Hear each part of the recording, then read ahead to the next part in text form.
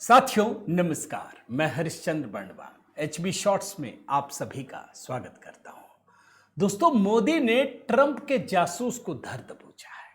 अब कहानी सिर्फ इतनी नहीं है दोस्तों, कहानी यह है कि भारत के एक जासूस को, अब वो भी क्लियर नहीं है, भारत सरकार तो नहीं कह रही है, लेकिन जो खबरें छपती हैं उसके हिसाब से ही बता रहा हूं कि पन्नू को मारने के लिए एक भारतीय को भेजा गया, उसको धर दबोचा।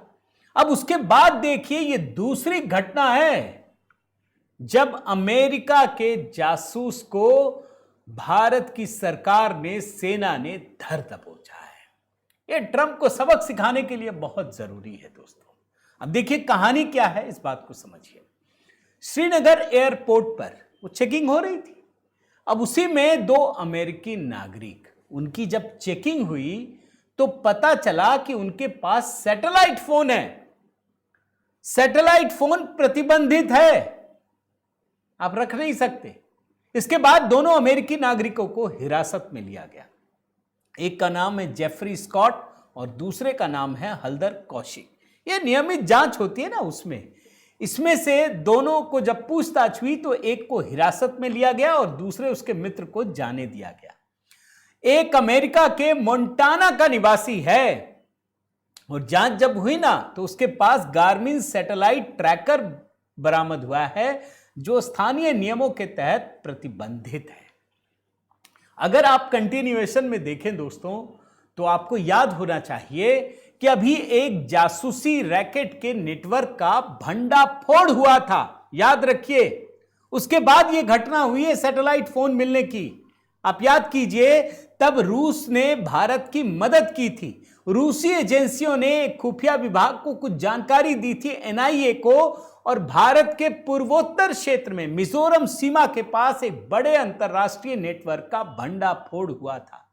उस समय भारत के खिलाफ साजिश रचने के आरोप में दोस्तों एक अमेरिकी और 6 यूक्रेनी नागरिकों को गिरफ्तार किया गया था। इनको न्यायिक हिरासत में भेज दिया गया। अब ये आए क्यों थे आप जानते हैं? ये वीजा पर आए थे, पर्यटक वीजा पर घूमने के लिए आए थे। उसके बाद ये विमान से गुवाहाटी गए, फिर बिना वैध दस्तावेजों के रिस्ट्रिक्टेड एरिया या जो भी जहां मनाही है विदेशियों को, बिना परमिशन नहीं जा सकते, वो मिजोरम में घुस गए। फिर वहां से ये म्यांमार में घुसे, जहां पहले से तय म्यांमार के जातीय हथियारबंद समूहों को ड्रोन की ट्रेनिंग देने का शेड्यूल था। भारत में अराजकता फैलाने के लिए अभी भी चल रहा है दोस्तों, याद रखिए। यह पूरा का पूरा एक अंतरराष्ट्रीय नेटवर्क है जो काम करता है। उसका मकसद भारत को अस्थिर करना है। जो लोग भी मिजोरम और इसका सवाल उठाते हैं ना, जरा पूछिएगा कि यहां आपकी चुप्पी क्यों हो जाती है, यहां घिग्गी क्यों बंद जाती है। अरे भारत सरकार तो सीधे अमेरिकी जासूस को पकड़ रही है, ऐसे अमेरिकियों को पकड़ रही है जो भारतीय कानून का उल्लंघन करते हैं। आप चुप्पी क्यों साध लेते हैं? आप बोलिए ना कि देखो भारत सरकार ने एक अमेरिकी को पकड़ लिया, जासूस को पकड़ लिया, फिर पकड़ा है।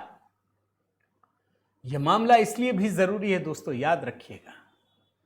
भाई भारत के दुश्मन जो है ना, वो दुनिया के कई देशों में, ये अननोन गनमैन की कहानी तो अभी भी आप सुनते हैं। पाकिस्तान में कल भी एक घटना हुई है, अभी कुछ दिन पहले फिर घटना हुई थी।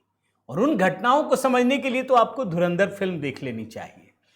लेकिन इस तरह की घटनाएं कनाडा में, अमेरिका में भी हुई और वहां पर दोस्तों भारत के निखिल गुप्ता को गिरफ्तार किया गया। यह कहा गया कि इनका संबंध कहीं ना कहीं आखिर में रॉ से जाकर जुड़ता है। ये पन्नू की हत्या करने आए थे।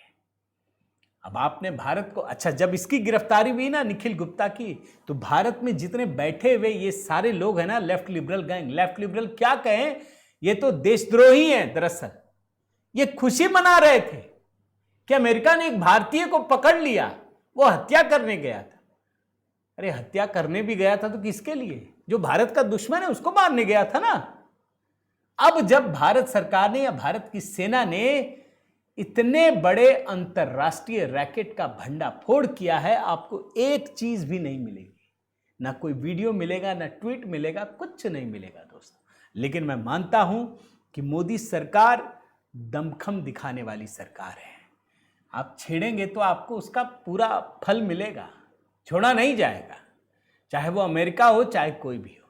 तो ट्रंप के जासूस को दोस्तों इसीलिए मैंने इसका नाम दिया है मोदी ने धर दबोचा। मैं निवेदन करता हूं आप जरूर कमेंट कीजिएगा दोस्तों। कोशिश यही रहती है कि बहुत बड़ी बड़ी कहानियां जो छूट जाती हैं वो HB शॉर्ट्स में आपको दिखाया जाए। यहां पर भी हमारा प्रोत्साहन कीजिए दोस्तों, कमेंट कर दीजिएगा, लाइक कीजिएगा, शेयर कीजिएगा। अगर चैनल आपने सब्सक्राइब नहीं किया है तो जरूर कर लीजिएगा। बहुत बहुत धन्यवाद। जय सिया राम।